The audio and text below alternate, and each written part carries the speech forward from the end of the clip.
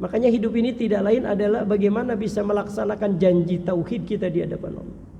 Maka pantas kalau orang sudah menerapkan di dalam kehidupan ini dengan ketauhidan, la khaufun alaihim wa lahum yahzanun. Orang kalau sudah punya prinsip hidup dalam prinsip ketauhidan, aman sudah. Yang kedua adalah muraqabah. Sebuah kesadaran vertikal di dalam diri kita bahwa kita selalu diawasi oleh Allah Subhanahu wa taala. Yang ketiga, Pak, muaqabah. Banyak bersedekah sebagai kifarat dari dosa-dosa yang pernah kita lakukan. Setiap kita berdosa, sedekah. Ketika kita berbuat maksiat, kita sedekah. Insya Allah, kata Nabi, as-sadaqatu kifaratun anidz dzunub. Dengan sedekah, maka sangat efektif untuk apa? Meruntuhkan dosa-dosa yang pernah kita lakukan. Yang keempat, muhasabah, kata Syekh Abdullah Nasiullah. Introspeksi terus dalam kehidupan kita. Barulah yang terima dalam mujahadah, bersungguh-sungguh dalam penghambaan diri kita di hadapan Allah dengan landasan karena Allah Subhanahu wa taala. 5 ini, kata Syekh Abdullah Nasiullah, yang akan mempertahankan kualitas ketakwaan kita di hadapan Allah.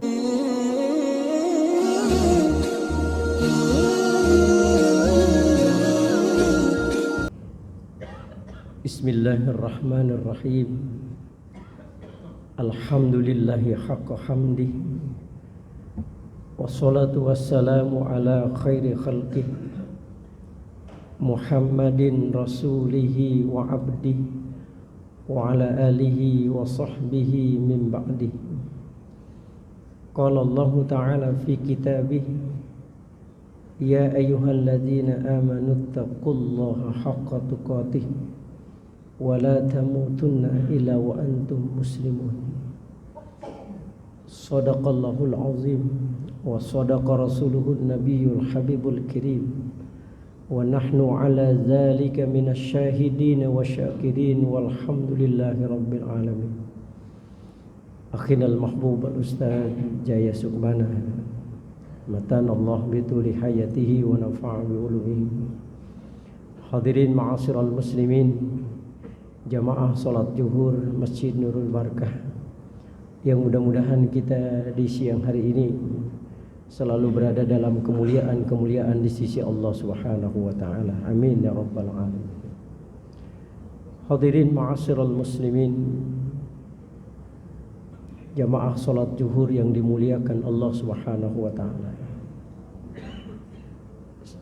Di dalam Al-Qur'an, setiap kali Allah menyebutkan kata amanu, selalu dikaitkan dengan wa'amilus sholihat. Setiap Allah menyebut kata amanu, selalu digandengkan dengan amal soleh. Karena amal soleh adalah merupakan bukti dari sebuah keimanan. Seringkali para ulama membuat sebuah analogi sederhana iman tak ubahnya seperti listrik, setrum. Jadi listrik itu dikatakan dia memiliki setrum. Ketika nyalahnya lampu, kipas angin, bahwa menunjukkan bahwa listrik itu memiliki setrum. Begitu juga sebuah keimanan. Seseorang itu dikatakan beriman kepada Allah, maka harus ada tanda-tanda dari sebuah keimanan itu. Maka amal solihah itu tidak lain adalah aktualisasi dari sebuah keimanan seseorang. Nah, ada 3 amal yang lazim, yang biasa kita lakukan dalam kehidupan ini, yang merupakan bentuk aktualisasi dari sebuah keimanan kita di hadapan Allah. Kalau 3 ini mampu kita laksanakan dalam kehidupan kita, insya Allah keimanan kita tetap terjaga di sisi Allah Subhanahu wa ta'ala. Sebab berapa banyak orang-orang yang mengaku beriman kepada Allah, tetapi belum tentu diakui keimanannya oleh Allah. Ada orang yang mengaku dia beriman kepada Allah, tapi belum tentu diakui keimanannya oleh Allah Subhanahu wa ta'ala. Nah, kita menginginkan kalau bisa keimanan kita bukan hanya kita yang mengakui keimanan kita kepada Allah, tapi sekaligus Allah pun mengakui keimanan kita di hadapannya. Nah, setidaknya 3 amalan ini yang nanti menghantarkan kita bukan hanya kita mengaku beriman kepada Allah tapi juga diakui keimanannya di hadapan Allah. Apa amalan yang lazim kita laksanakan dalam kehidupan kita? Setidaknya dalam perspektif ilmu tasawuf ada 3 amalan yang merupakan representasi dari sebuah keimanan seseorang itu. Yang pertama adalah amalan syariat atau amal syariat. Apa itu amalan syariat? Amalan yang mempercantik kita punya diri kita. Maka ketika amalan ini kita laksanakan dengan baik, insya Allah akan memperbagus kita punya diri. Mana amalan syariat ini? Yang pertama adalah taubat kita kepada Allah. Jadi taubat ini sebagai awal dan dasar kita ketika kita mengamalkan syariat. Apa itu taubat? Bahasa sederhana seringkali kita maknai taubat itu tidak lain adalah pembersihan diri kita dari segala bentuk noda dan dosa yang pernah terjadi dalam kehidupan kita yang menyebabkan terhalangnya hubungan kita dengan Allah. Atau bisa jadi dimaknakan taubat itu kembali kita kepada apa? Kepada fitrah kesucian kita di hadapan Allah Subhanahu wa taala. Maka taubat itu sama dengan kata roja ayarji'u, kembali. Orang yang bertaubat kepada Allah, yang betul-betul taubatnya itu sungguh-sungguh sebagaimana yang Allah katakan, tubu ilallahi taubatan nasuha. Bertaubatlah kalian dengan kesungguhan kalian bertaubat. Itu Imam Nawawi itu membagi syarat daripada pertaubatan kita betul-betul diterima oleh Allah. Itu kalau yang berkaitan kita dengan Allah itu ada 3 syarat. Yang pertama apa? Ayyuqli'a 'anil ma'siyat. Segala bentuk kemaksiatan yang pernah kita laksanakan dalam kehidupan ini benar-benar kita tinggalkan. Apapun itu. Maka ketika orang sudah menyatakan dia bertobat kepada Allah, maka komitmen dia. Tidak lagi melakukan perbuatan-perbuatan yang menyebabkan kemudian terhina kembali dirinya di hadapan Allah. Yang kedua, ayyandama 'ala fi'liha. Ada sebuah penyesalan yang ada di dalam dirinya. Bukan bangga dia dengan dosa-dosa masa lalunya, lalu kemudian dia seringkali mengungkapkan akan perbuatan-perbuatan dia masa lalu seolah-olah dia bangga dengan kehidupan masa lalunya. Tinggal kemudian dia sekarang memperbaiki dirinya. Tidak seperti itu. Kita lihat bagaimana para sahabat-sahabat, para tabi'in, para tabi'ut tabi'in, para ulama-ulama salafus saleh, mereka menunjukkan ketaubatan mereka di hadapan Allah, betul-betul taubat yang sesungguhnya. Kita lihat bagaimana dalam satu riwayat ada seorang datang kepada Rasulullah sallallahu alaihi wasallam yang dihantarkan oleh Sayyidina Umar bin Khattab. Karena tangisannya yang membuat Sayyidina Umar pun ikut menangis, terharu dengan apa yang dia ceritakan. Di hadapan Rasulullah sallallahu alaihi wasallam dia ceritakan tentang bagaimana sampai dia menangis begitu dahsyatnya. Dia menyesal dengan perbuatan dia. Sampai kata Rasulullah, "Hai anak muda, dosa apa yang kau lakukan sehingga engkau sampai begini menangis?" "Dosaku terlalu besar ya Rasulullah." "Lebih besar mana dengan arasnya Allah?" "Lebih besar dosaku." "Lebih besar mana dosamu dengan langit dan bumi?" "Lebih besar dosaku ya Rasulullah." "Lebih besar mana dengan rahmatnya Allah?" "Tentu rahmatnya Allah ya Rasulullah." "Kamu berbuat mensekutukan Allah?" "Tidak." "Kau berbuat durhaka orang tua?" "Tidak." "Kau membunuh?" "Tidak." "Loh, bagaimana kau mengatakan bahwa dosamu lebih besar dari arasnya Allah, lebih besar dari bumi dan langit? Tapi sementara kau tidak mensekutukan Allah, kau tidak berbuat durhaka orang tua, dan kau tidak membunuh. Dosa apa yang kau lakukan?" Dia ceritakan, "Ya Rasulullah, selama 7 tahun saya itu setiap kali ada jenazah yang kemudian dikuburkan malamnya, kuburan itu aku gali hanya sekadar untuk mengambil kain kafannya, kemudian aku jual ke pasar." Jadi orang ini tiap hari kerjaan itu mencuri kain kafan dari jenazah yang sudah meninggal untuk dijual ke pasar. 7 tahun perbuatan itu aku lakukan ya Rasulullah. Sampai saatnya kemudian ada perempuan Ansor yang meninggal dunia ya Rasulullah. Malam itu aku gali kuburannya, aku ambil kain kafannya, tapi aku melihat Setelah aku buka, ambil kain kafannya, aku lihat tubuhnya masih molek, masih menggairahkan. Maka hari itu, malam itu, aku gauli dia dalam keadaan jadi mayat. Disitulah yang kemudian membuat hidupku berubah ya Rasulullah. Maka aku masih terngiang-ngiang dengan seolah aku mendengar perempuan itu mengatakan, hai anak muda, aku dulu dimandikan, disucikan dengan harapan ketika menghadap Sang Rabbul Jalil aku dalam keadaan suci. Tapi hari ini kau nodai kehormatanku. Aku sudah tidak lagi suci di hadapan Allah karena kau nodai aku. Itu yang membuat aku kemudian menyesal ya Rasulullah. Entah apakah Allah mengampuni dosaku atau tidak. Ketika itu Rasulullah mengusir anak muda ini. Rasul bilang pergi. Sehingga anak muda itu karena betul-betul menyesal luar biasa. Dia tidak peduli lagi dinginnya malam. Dia tidak peduli lagi teriknya matahari. Dia tidak lagi perhatiin rasa lapar, haus dan dahaga menyelimuti kehidupannya dia. Yang penting tujuannya bagaimana pertobatannya diterima oleh Allah Subhanahu wa taala. Sampai pada puncaknya kemudian dia bermunajat, ya Allah, kalau seandainya kau tidak terima taubatku malam ini ya Allah, kau kirim api untuk membakar tubuhku daripada aku dibakar nanti di yaumul qiyamah. Lebih baik aku dibakar dalam kehidupan dunia ini ya Allah. Tapi kalau seandainya kau terima taubatku ya Allah, sampaikan berita ini kepada Rasulmu, pada Nabi Muhammad. Sampai akhirnya Allah kemudian menyuruh malaikat Jibril alaihissalam menyampaikan ini kepada Rasulullah. Sampai kemudian Rasulullah memanggil anak muda ini. Maka dalam satu riwayat anak ini meninggal dunia ketika diajak sholat bersama dengan Rasulullah sallallahu alaihi wasallam. Ini contoh betapa orang-orang zaman-zaman terdahulu, para sahabat, para tabi'in, para ulama-ulama salafus saleh, pertobatan mereka betul-betul disertai dengan penyesalan yang luar biasa.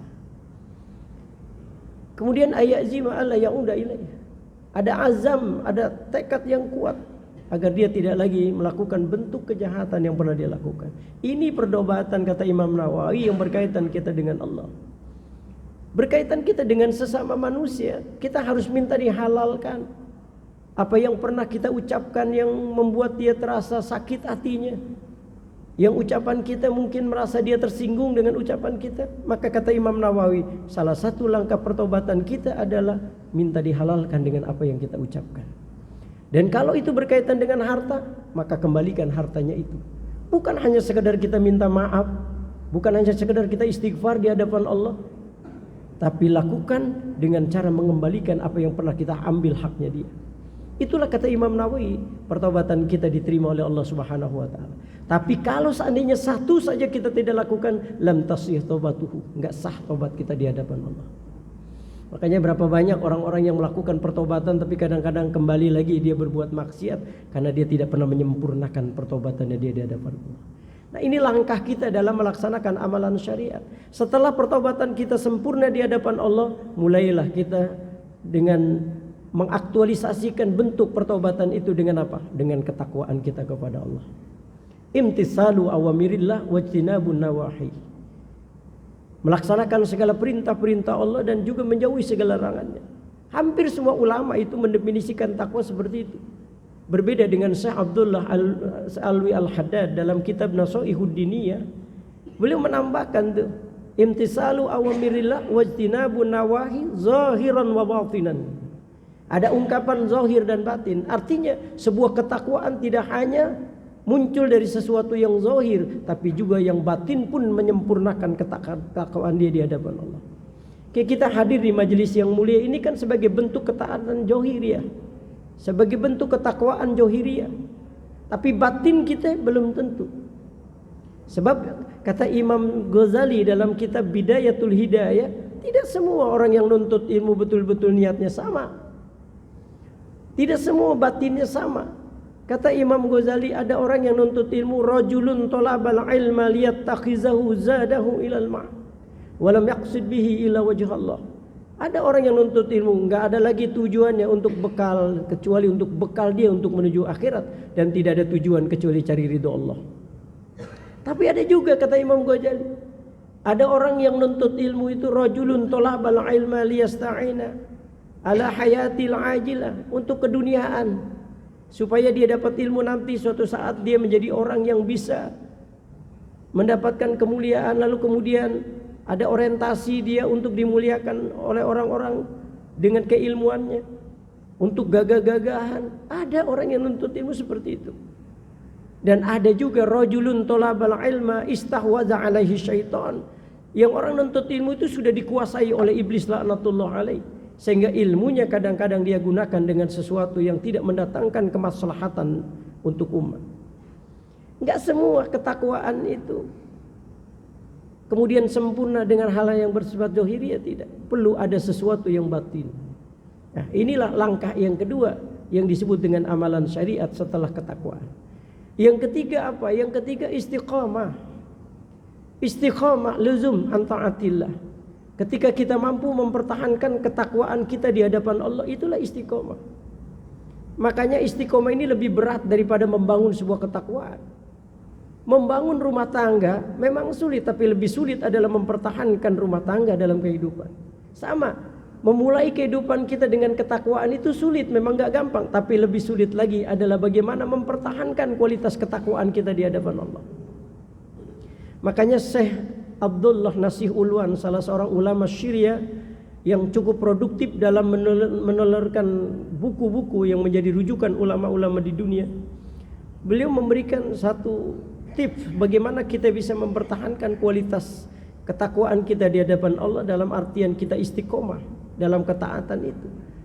Beliau itu mengatakan dalam ruhaniyatud da'iyah itu ada 5 sebenarnya yang bisa menghantarkan kita dalam sebuah ketaatan, menghantarkan kita dalam keistiqomahan.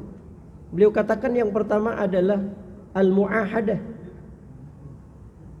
mencoba untuk betul-betul kita konsisten dengan janji yang pernah kita ikrarkan dulu di hadapan Allah. Janji apa itu? Janji ketauhidan. Wa iz akhadha rabbuka min bani adam wa iz akhadha rabbuka min bani adam min zuhurihim dzurriyyatahum wa asyhadahum ala anfusihim alastu bi rabbikum qalu bala syahidna. Bagaimana kita pernah berjanji setia di hadapan Allah yang terkait dengan janji ketauhidan. Ketika ruh kita belum terintegrasi dengan jasad kita ini, kita pernah berjanji di hadapan Allah. Ketika Allah bilang, alastu bi rabbikum, bukankah aku ini Tuhan kalian? Serentak kita kemudian menjawab, qalu bala syahidna, benar ya Allah, engkau adalah Tuhan kami. Makanya di dalam Al-Quran berapa banyak Allah menyinggung tentang perjanjian-perjanjian yang pernah kita ikrarkan di hadapan Allah. Wa aufu bi ahdillahi idza ahadtum, tepatilah janji kalian yang kalian pernah berjanji setia di hadapanku, kata Allah. Makanya hidup ini tidak lain adalah bagaimana bisa melaksanakan janji tauhid kita di hadapan Allah. Maka pantas kalau orang sudah menerapkan di dalam kehidupan ini dengan ketauhidan, la khaufun alaihim wa lahum yahzanun. Orang kalau sudah punya prinsip hidup dalam prinsip ketauhidan, aman sudah. Yang kedua adalah muraqabah, sebuah kesadaran vertikal di dalam diri kita bahwa kita selalu diawasi oleh Allah Subhanahu wa taala. Yang ketiga apa? Mu'aqabah, banyak bersedekah sebagai kifarat dari dosa-dosa yang pernah kita lakukan. Setiap kita berdosa, sedekah. Ketika kita berbuat maksiat, kita sedekah. Insya Allah, kata Nabi, as-sadaqatu kifaratun anil dzunub. Dengan sedekah maka sangat efektif untuk apa? Meruntuhkan dosa-dosa yang pernah kita lakukan. Yang keempat, muhasabah, kata Syekh Abdullah Nasih Ulwan. Introspeksi terus dalam kehidupan kita. Barulah yang terima dalam mujahadah, bersungguh-sungguh dalam penghambaan diri kita di hadapan Allah dengan landasan karena Allah Subhanahu wa taala. 5 ini, kata Syekh Abdullah Nasih Ulwan, yang akan mempertahankan kualitas ketakwaan kita di hadapan Allah. Nah, 3 ini amalan syariat. Taubat, takwa, dan istiqomah. Kalau ini kita lakukan dalam kehidupan, maka insya Allah akan terasa indah kita punya diri. Yang kedua ada amalan tarekat. Amalan tarekat itu amalan yang mempercantik kita punya kolbu, punya hati. Jadi kalau amalan syariat adalah mempercantik kita punya diri, maka amalan tarekat itu adalah amalan yang mempercantik, memperindah kita punya kolbu. Maka kalau ada kita punya kolbu, kadang-kadang sering suzon dengan orang lain, itu menunjukkan kalau kita betul-betul belum mampu mengamalkan amalan tarekat. Apa amalan tarekat ini? Pertama, ikhlas. Ikhlas. Apa itu ikhlas? Yang selalu kita baca dalam doa iftitah, inna sholati wa nusuki wa mahyaya wa mamati lillah. Setiap kali dalam penghambaan kita di hadapan Allah, di mana orientasi kita tidak lain karena Allah, bukan pada siapa-siapa. Maka orang yang ikhlas itu orang yang tidak pernah besar kepala ketika dipuji dan tidak pernah merasa hina ketika dicaci. Kenapa? Karena target pencapaian dia dalam beribadah bukan lagi manusia, tapi Allah Subhanahu wa taala. Nah, dari ikhlas itu kemudian dia melakukan satu bentuk perbuatan yang disebut dengan sidqun, jujur. Jujur. Jadi ternyata jujur itu menjadi pokok dari sebuah kebaikan. Makanya pantas kalau Rasulullah katakan alaikum bisidqi fa inna sidqa yahdi ilal birri wa innal birra yahdi ilal jannah. Kalian jujur, kata Nabi. Karena kejujuran itu mampu membawa kebaikan dan kebaikan itu akan menghantarkan kalian dalam surganya Allah. Makanya pernah suatu saat ada seseorang datang kepada Rasulullah sallallahu alaihi wasallam. Dia katakan, "Ya Rasulullah, saya mau masuk Islam." Bagus, kata Nabi. "Saya cinta sama Allah, cinta juga sama engkau ya Rasulullah." Bagus, kata Rasulullah. "Tapi masalahnya ya Rasulullah, yang berat saya ini adalah saya itu masih suka, masih senang dengan hobi saya dan saya nggak bisa ninggalin itu ya Rasulullah." Kata Nabi, "Hobimu apa?" "Hobi saya jujur aja ya Rasulullah, berzina, merampok. Itu hobi saya. Jadi saya nggak bisa ninggalin itu. Gimana ya Rasulullah?" Rasul nggak pernah marah. Rasul bilang, "Tidak apa-apa. Kau boleh berzina, kau bilang merampok, tapi mau nggak kamu melakukan sesuatu?" "Apa ya Rasulullah?" "Kau janji kepadaku jujur." "Oh, jadi cuma jujur ya Rasulullah?" "Iya, jujur aja. Kau boleh merampok, kau boleh berzina, silakan. Tapi satu yang aku minta, jujur." "Oh, kalau begitu gampang ya Rasulullah." Pulanglah dia. Sampai kemudian ada kesempatan dia ingin menyalurkan hobinya berzina. Dia ingat dengan janjinya sama Rasulullah. "Aduh, gimana ya kalau seandainya nanti Rasul ketemu saya, lalu kemudian saya ditanya, 'Mas, masih berzina apa kagak?' Kalau saya bilang enggak, saya udah janji sama Nabi mau jujur. Tapi kalau saya bilang iya, hukum pasti berlaku. Pasti hukum ranjam pasti akan mengenai diriku. Maka bertentanganlah itu antara iman dengan nafsunya.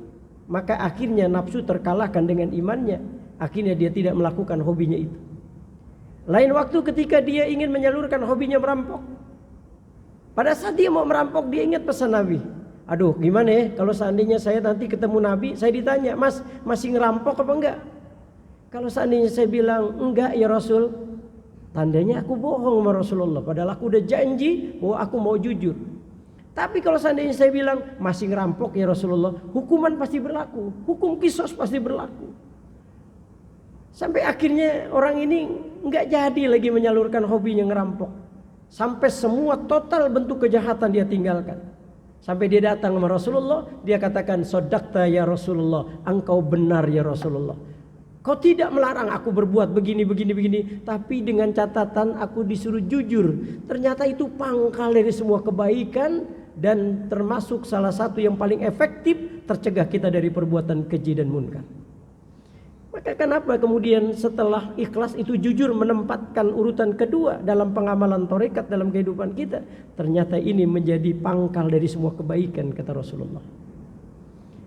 Yang ketiga, amalan tarekat itu apa? Amalan tarekat yang mempercantik kita punya kalbu itu tidak lain apa? Tuma'ninah. Merasa tenang bersama dengan Allah. Gimana caranya?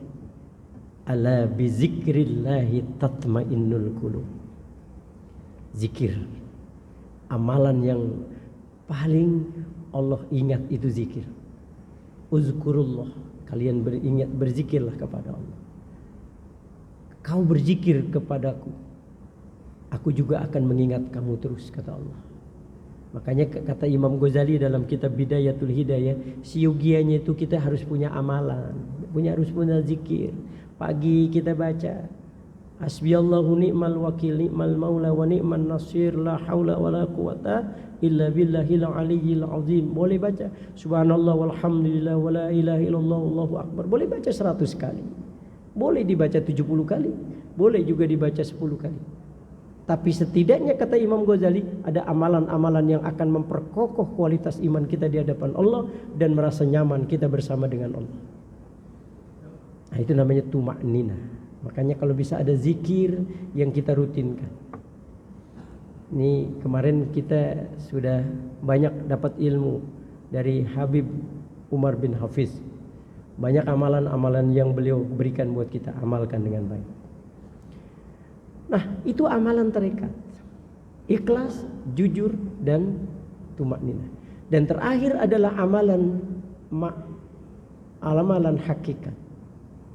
Apa itu amalan hakikat? Kalau amalan syariat, amalan yang mempercantik diri kita. Kalau tarekat adalah amalan yang mempercantik kita punya qalbu, maka amalan hakikat adalah amalan yang akan mempercantik kita punya ruh.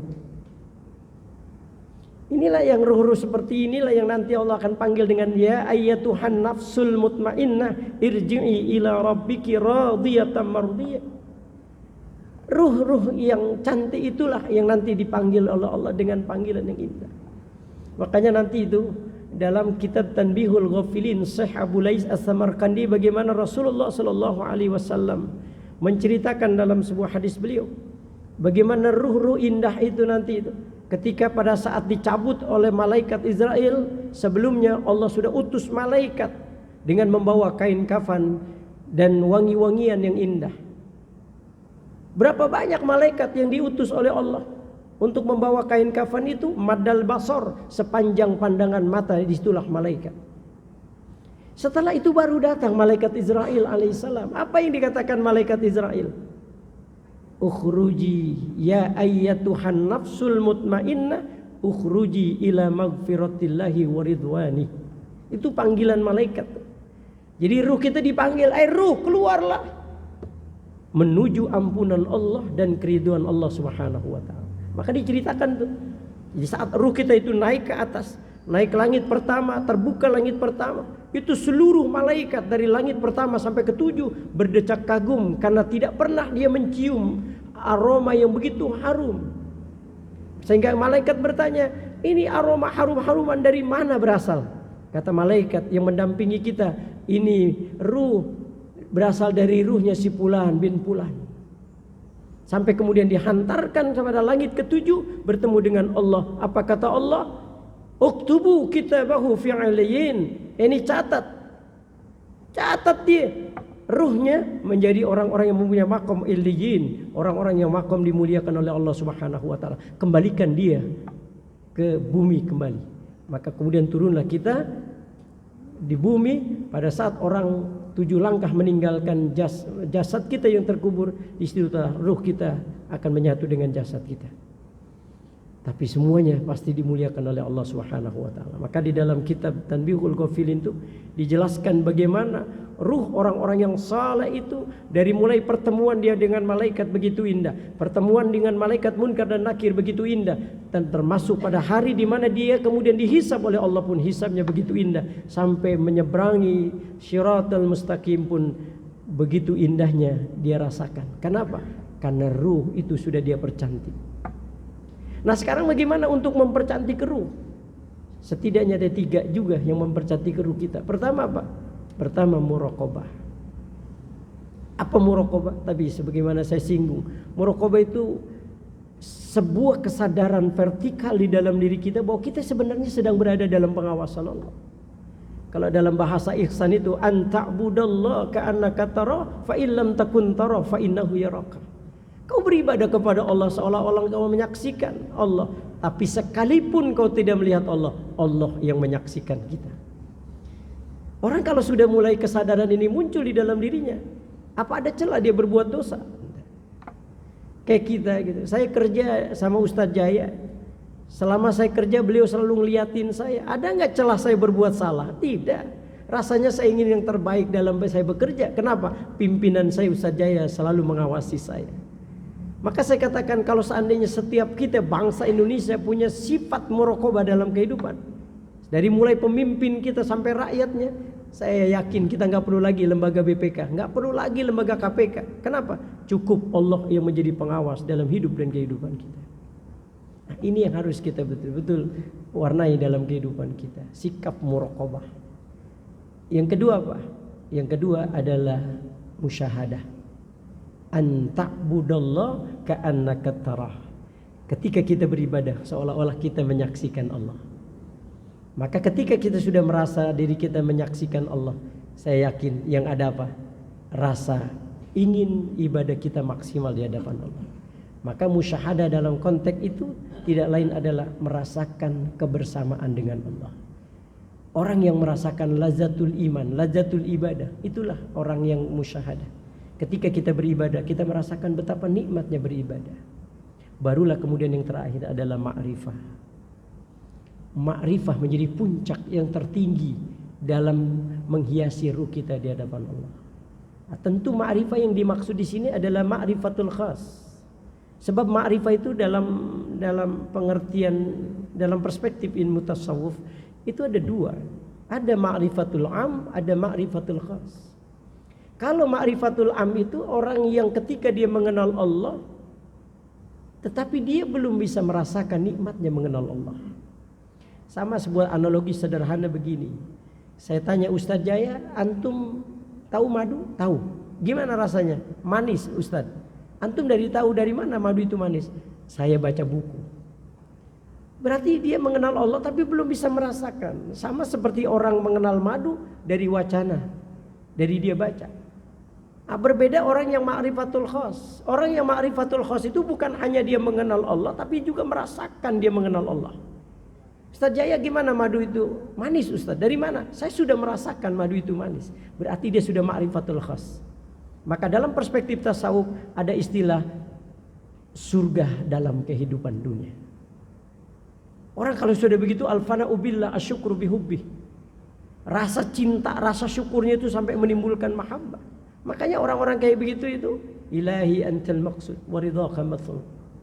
Orang-orang kayak begitu sudah tidak ada lagi doa-doa dia minta seperti kita. Allahumma inni as'aluka rizqan wasi'an mubarak. Karena bagi dia ketika dia meminta rizki berarti dia tidak yakin kalau Allah itu memberi rizki. Ini tingkatan makom seperti ini. Kayak kita kan masih berdoa, kita minta rizki seolah-olah kita nggak yakin kalau Allah itu memberikan rizki. Ma min dabatin fil ar illa Allahi rizquha. Allah sudah memberikan jaminan bahwa kita semua dapat rezeki dari Allah. Tapi kita kadang-kadang masih minta. Itu menunjukkan betapa kita masih memperbaharui iman kita di hadapan Allah. Kita belum nyampe. Ya. Boleh nggak Ustaz? Ya boleh saja. Memang tingkatan iman kita masih seperti itu.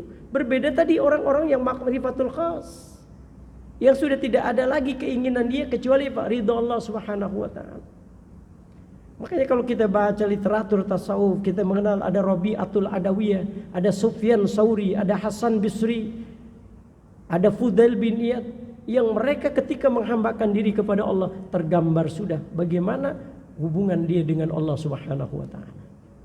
Nah, ini yang namanya ma'rifatul khas. Jadi bukan hanya dia mengenal Allah, tapi dia bisa merasakan nikmatnya mengenal Allah. Maka orang kayak begitu, itu Allah sudah perintahkan bumi, dunia, hai dunia, kau tunduk kepada hambaku yang hambaku sudah tunduk kepadaku. Maka jangan heran kalau dalam dunia tasawuf itu ada istilah tawajuh. Bisa batu bisa jadi emas. Bagi orang-orang yang punya makom wali-wali Allah, kekasih Allah. Kenapa? Karena dunia udah tunduk sama dia. Disebabkan karena ketundukan dia di hadapan Allah Subhanahu wa ta'ala. Makanya orang kayak begitu nggak demen lagi sama dunia. Iya, nggak demen dia sama dunia. Kenapa? Sudah cukup kenikmatan dia ma'rifah kepada Allah mengalahkan kenikmatan dunia dalam kehidupan. Ya, mudah-mudahan kita mulai pelan-pelan menafak amaliyah-amaliyah yang kita kerjakan sebagai aktualisasi dari keimanan kita di hadapan Allah Subhanahu wa taala. Kalau ini sudah menjadi landasan dalam kehidupan kita, insyaallah aman. Ya, amalan syariat, amalan tarekat, lalu kemudian ada amalan hakikat. Mudah-mudahan Allah menjadikan kita orang-orang yang istiqomah, tetap melaksanakan amalan-amalan yang akan menghantarkan kita dalam kasih sayang Allah dan keridhaan Allah Subhanahu wa taala. Terima kasih sekali lagi, mohon maaf lahir dan batin.